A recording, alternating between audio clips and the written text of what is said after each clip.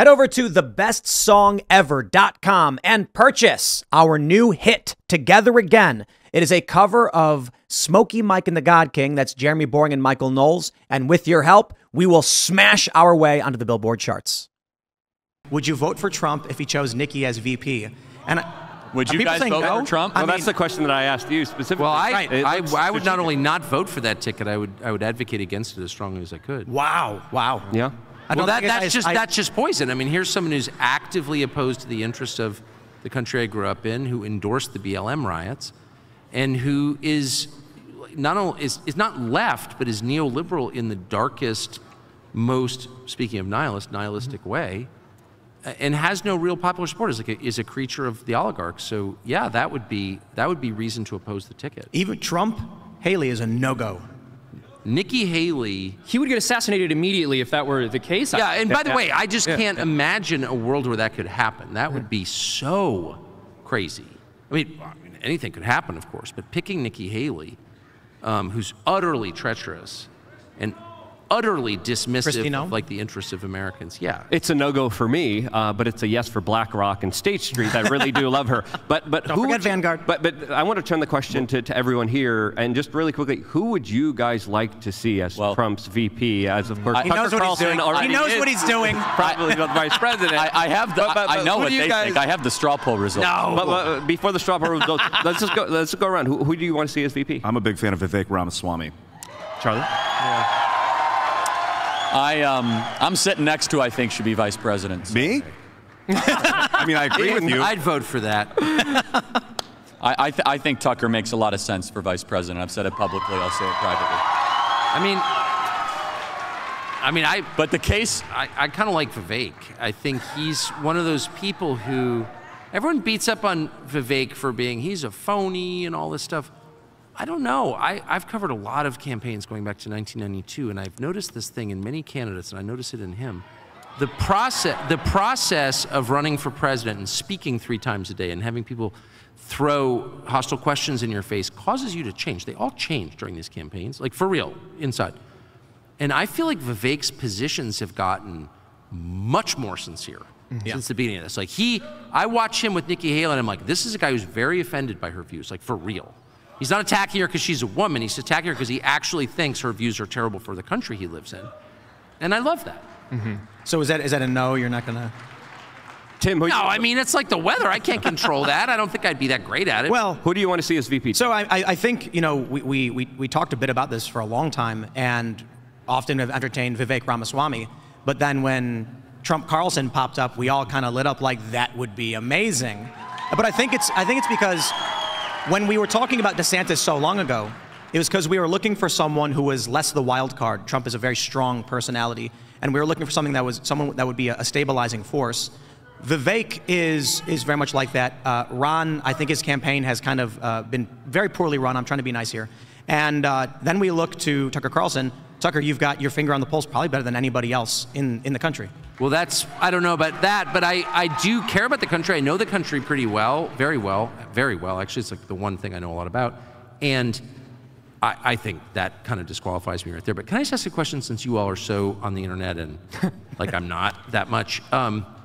You really get the sense that Ron DeSantis, who I liked as governor, the people who represent him online are the nastiest, the stupidest, and the most zero-sum people I've ever seen in my life. And I don't think that reflects him, but it's like, this is kind of small ball. And by the way, these purported conservatives, Ron DeSantis changed his view, and I like him, okay? I think he's been a good governor. I just want to be clear about that. I know him personally, I like him. But his donor, Ken Griffin, told him to change his view on Ukraine from it's a regional conflict we shouldn't get involved in to it's a super important thing, we should send more money. One donor got him to change his view, and all these so-called conservatives are supporting that like it's the most important thing ever. Like, who are these people and what is their problem? Like, what is going on with them? It does reflect on Ron, because Ron should have fired the people running his campaign a long time ago. Look, I respect that he wanted to launch his campaign on X, on Twitter Spaces at the time, and it failed miserably. This is a mistake. And now you've got, look, I know a lot of people groan, but a lot of people laugh. The high heels, you know, boots scandal. I mean, who's giving this guy advice, and why does he keep taking it? Because I will say it politically and policy-wise, we love Ron DeSantis. Yeah. He's done an amazing job. I agree. But his campaign is a train wreck. Yeah. Well, and so I can speak to this just having experienced some of the, so you're supporters online. That's literally what I'm saying. Of course, thank you. No, so with the DeSantis situation, again, like I know people who work for his campaign who are good people who I really like, but that said, I have not gotten more like angry, petty pushback from Anons online ever for pushing back against any politician than I have when I've made comments about DeSantis that were really pretty benign. I remember when he was announcing his campaign, one thing I said is, look, when I see Trump tear DeSantis apart or make fun of him, it doesn't thrill me the way him destroying Jeb Bush thrilled me, because I think if both Trump and DeSantis are successful, that's good for the Republican Party, yes. And it's a shame that they've been pitted against one another. I agree with that. Yeah, and I said that, and then I said, here's the reality about DeSantis. I should have been agreeing with everything he was saying in his campaign speech when he first announced, and I was bored to tears, and they need to get somebody to help him with his delivery so he can be more charismatic, because that matters to people. I think that's a pretty benign piece of constructive criticism, and I was just flooded with angry replies from his followers, and it was so strange to me because I've said far harsher things about other Republican candidates, and I have not experienced even a small fraction of the pushback. They're madder at you than Joe Biden. Yeah, exactly. What is that? And I, by the way, as someone who has generally liked Trump, I've made fun of and pushed back against Trump too, and my fans who really like Trump enjoyed it. They thought it was funnier. They agreed. I made fun of Trump all the time. Yeah, that's okay. He's a person. No one is God, okay? Yeah. Lighten up a little bit. Yeah, my conspiracy theory is that the people online are actually Trump supporters masquerading as DeSantis supporters to just make everybody hate him. I'm like, it's the only explanation. I mean, come on. At a certain point, you have to realize, we're talking about his campaign staff and his high-level staff. At a certain point, you have to realize what you're doing is failing. Mm-hmm. I mean, polls are going down. He's being beaten by Nikki Haley in the polls. If you want to trust the polls, I'm like, at a certain point, do a 180, stop. It's not working. But they keep doing the exact same thing. Yep. But I'll tell you, I had a realization the other day because I saw this tweet from Laura Loomer, which purportedly came from Christina Pushaw, but it appeared to be fake. And I tweeted, no, there's no way this can be real. Christina Pushaw then retweeted a fake version supposedly coming from Laura Loomer. Now, at this point, it's clearly fake because it was a manipulation on what Laura had posted. So I call that out, saying, these people are the scumbags they claim the Trump people are. And I get this pushback where they say, you seem to have ignored the fact the Trump campaign did this first. Whoa. I figured it out. Laura Loomer is not the Trump campaign. She's Trump's biggest fan. She does a lot of work in support of Trump, but she is outside of the campaign, and she is not on the same level as Trump's campaign staff and press secretary. Christina Pushaw for Ron DeSantis is his second in command, who is acting on the internet as though she is on the same level as Laura Loomer is, despite Laura not being part of Trump's campaign. So, and I'm saying this not to be disrespectful to anybody. What I'm saying is, if you are running a presidential campaign, but you think your path to victory is to argue with fans of your opponent online, you have put yourself way below the standards of that governor you're representing. Yeah, one thing I want to point out that might be a possible explanatory factor here, the great and insightful Orrin McIntyre said this, so I'll give him credit, but the DeSantis campaign has effectively become a shelling point for all of the elements within the Republican Party that just hated Trump. So even though DeSantis has great policies because they see it as a very us versus him type of thing, a lot of people in the Republican Party who we would agree shouldn't have a place in it have migrated to his campaign, and I don't think they've advised them well. I think that it is very clear that there's some ineptitude going around in DeSantis' campaign, but that you brought up, Tim, that there's some sort of malfeasance, that people are in there manipulating the scenes. Like, we have AI that could just be twisting people's thoughts about DeSantis constantly with comments, with retweets.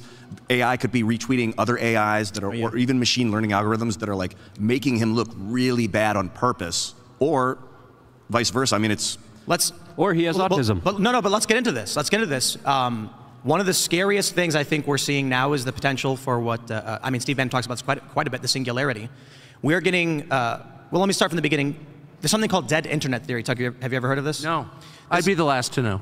It's an idea that he's flexing that he goes outside, by the way. Yeah, right. He's like, you guys look pale enough. Can you answer grounded. internet questions for me? So dead internet theory believes that around 2016 is when we saw a shift from real people on the internet into AI bots and sock puppets. Sock puppets are, one person will run 50 accounts to try and manipulate public opinion. And maybe Elon Musk is working very hard to get bots off of X to try and create a genuine conversation. But as we're now to the point where we have these large language models, and a lot of them, especially Grok, now Grok is new, the potential that you are not even talking to a person when you're debating online is nearing 100%. I'm curious what your thoughts are on this AI future and with these fears in mind.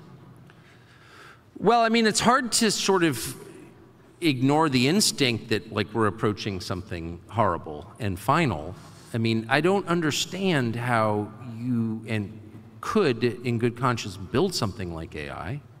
It's so Tower of Babel, it's so transparently... Genesis 11. It's so transparently insane, and of course, we now have reports that the people building it are worshiping it like a god, which obviously it is.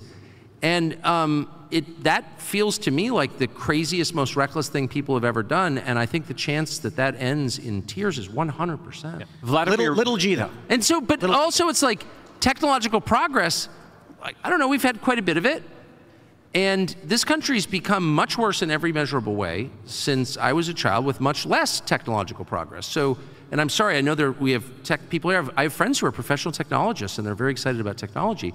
But where's the evidence that it's a good thing? Bingo. I mean, where's the evidence? Even the public health has declined. They used to say, well, at least we'll cure cancer. Okay, but that's not happening. People are we have more cancer, actually. More obesity, more suicide. Exactly, so where, just show me the place where technology in the last 20 years has made people happier. I think it's... And I don't think there is such a place. Well, so maybe we should rethink our core assumptions about technology. I agree, but I do think we have serious cultural problems, and I wonder if perhaps the argument is a culture will be destroyed through technology in this way, particularly communications technology.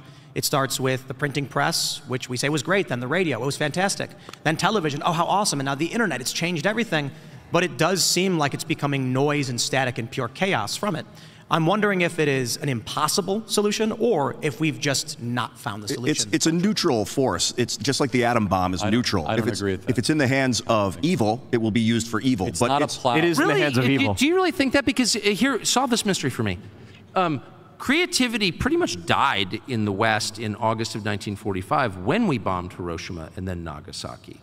So I don't know, maybe I'm the only person who's interested in this, but the death of creativity in the United States is very jarring to me. That's true in literature. Name 3 great novels written since 1945 in English. Oh, you can't. Name 10 great public works projects since 1945. Oh, not possible. Something changed fundamentally since we dropped that bomb. And I don't think I'm imagining it. And by the way, if you have counter evidence to wreck my theories, please give it to me. But I do think something about the godlike powers of nuclear weapons convince people they are God. I think there may be some spiritual force in effect there, but whatever it is, that moment changed this country and the entire West forever and diminished it forever. And I grew up defending the bombing of Japan with the atomic weapons because, oh, we couldn't deal with an invasion or whatever. And now I'm thinking, in what way, how insane was I to defend dropping a nuclear bomb on people? If you find yourself defending that, you're a freak. But I'm wondering if it's not the nuclear bombs, but television, the expansion of television. I've often half joked that the 90s was the last decade, and I think it's probably due to the internet. The decentralization of communications through the internet results in no cohesive, visible culture in this country.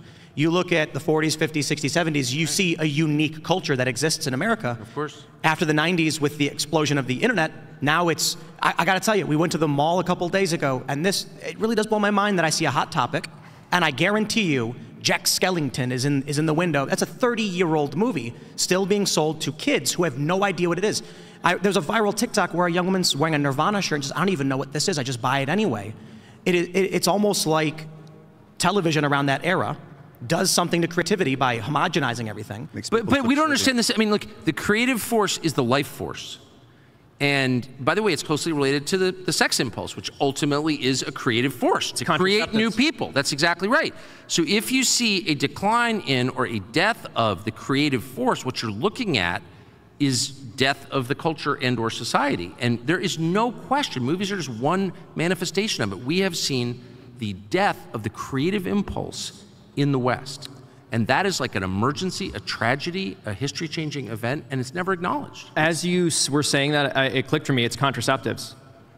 It is the development of reliable and effective methods of artificial contraceptives and their legalization across the country.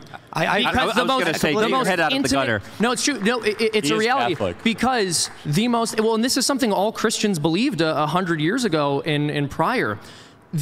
One of the most intimate and productive literally, productive things human beings do together. You are collaborating with God in the creation of new human persons whose souls will last longer than all of the stars in the universe. And we took that and we turned it into playtime. We said, this is for fun. This is for feeling good. This is not about making things. And we thought that wouldn't affect our psychology. Thanks for watching this clip from the Timcast IRL podcast. Hang out with us live Monday through Friday at 8 p.m. and become a member over at timcast.com for uncensored, members-only shows exclusive. Thanks for hanging out, and we'll see you all next time.